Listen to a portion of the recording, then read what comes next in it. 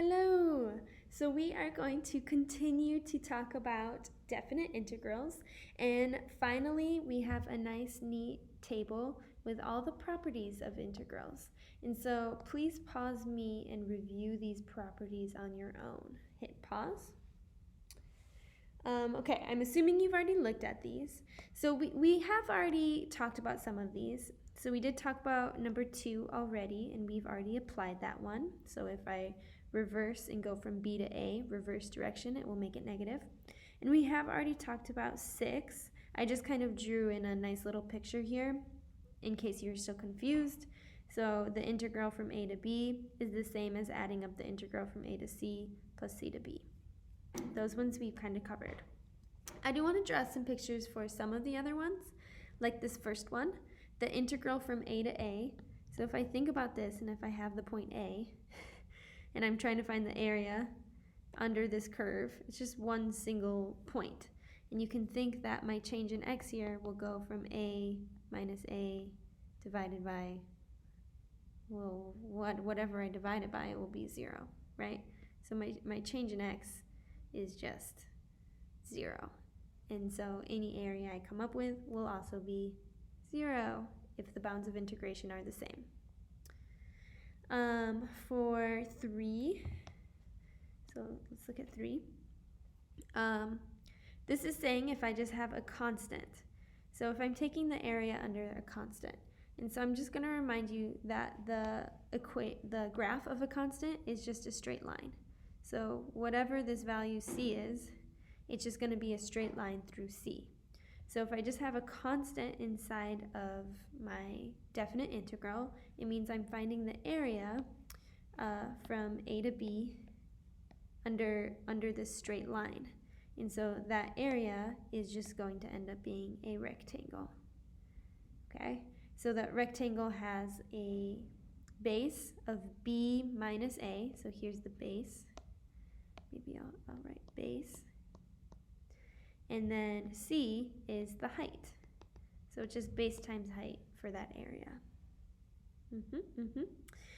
I won't, pardon me, I won't get too much into 4 and 5 because I think that these are kind of basic properties that you have seen similar to our properties of limits. So if I am adding or subtracting two different functions, I can split them up into two separate integrals, just like I could do back with limits or with derivatives. And then if I have a constant being multiplied times a function, I could move the constant outside of the definite integral and leave the function in. So that is also really similar to derivatives. All right, so let's apply these now. These two examples are similar to something that you might see on the multiple choice section of the AP exam. So these are realistic problems right here. So in 12, I'm given two integrals, one from 0 to 10 and the other one from 0 to 8. And it wants me to find the integral from 8 to 10 of this whole thing. So 3f of x plus 2. So first of all, I'm going to use, I'm going to factor out, well, I'm going to separate these up into 2, and I'm going to factor out the 3. So I can rewrite this as 3 times the definite integral from 8 to 10 of f of x plus the integral from 8 to 10 of 2. And I don't want to forget my dx, so you always do need that little dx. All right, so this one on the end, I can actually solve this right away, so I just will. So I know that if I have a constant, then the area will, my constant is 2. My area will be 2 times b minus a, like that. So this is 2 times 2, which is 4. So I was able to solve that one right away. Over here, we have to do a little bit more work. So for this one,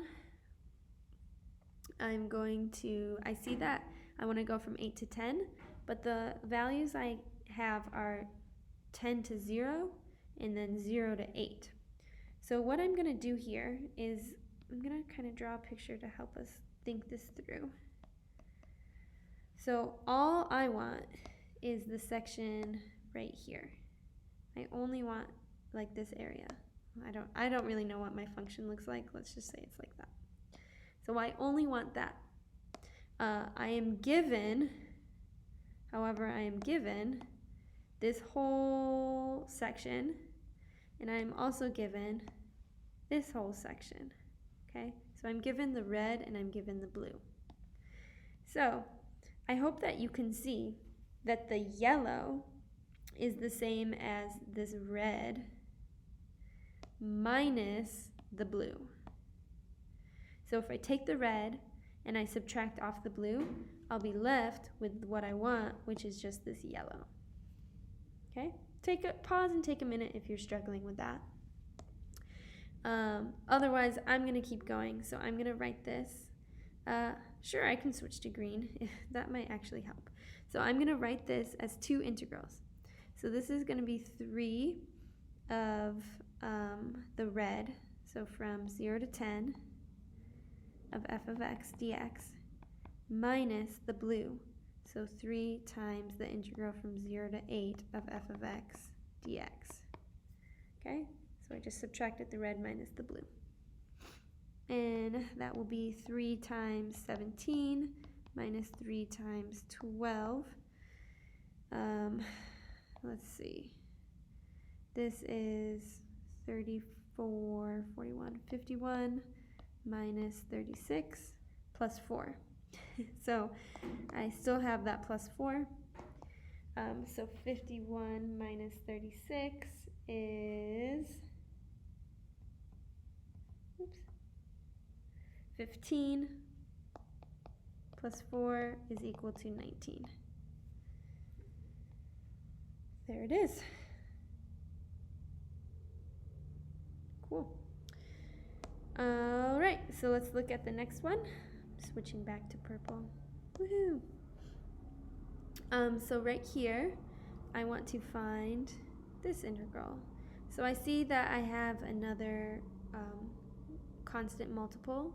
I'm multiplying times 1/2, and then I'm subtracting 3. So I'm subtracting 3. Oh, please also note that I changed the upper integral bound to 7. If you want to solve it at 3, you can. It makes the problem a lot harder. It is still possible, but I didn't want to totally torture you all. Okay? So I'm going to start helping you set this problem up, but then I want you to try to finish it on your own. So I'm going to start the same way we did before. I'm going to split it up. So I have 1/2 times negative 6 to 7 of f of x minus the integral from negative 6 to 7 of 3. And I don't want to forget my dx's, so I'll add them there. Okay, so this one I believe you can find on your own. I will let you do that.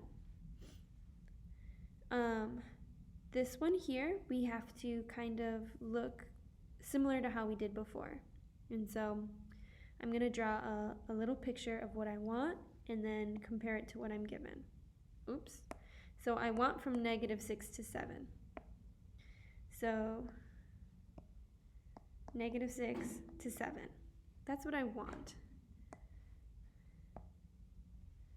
which is this whole area. Woohoo! I'm not given that whole area though. I'm not given that whole area at all. I see that this one's trying to trip you up. You see how that one's going backwards? It's going from 4 to negative 6. Let's write this the proper way. So instead of from 4 to negative 6, let's write this from negative 6 to 4. So I'm going the right way. But then since I switched the directions, instead of negative 3, I'll say this is 3. Okay? So I just wanted to write that in the proper way. And so I want this yellow integral, but I'm given different ones. So I'll call this one blue. I am given blue, this one's blue. So I'm given from negative 6 to 4. And then I see that I want what's left over that I still want is this red area. So I want from 4 to 7, which is this integral. I don't even end up using this one. That's just a trick. You will use that one if you keep the upper integral as 3. Okay, so it looks like to find the yellow area, I need to add up the blue area plus the red area. And so that's how I'm going to rewrite my integral. And I'm actually going to factor out 1/2 from both of them.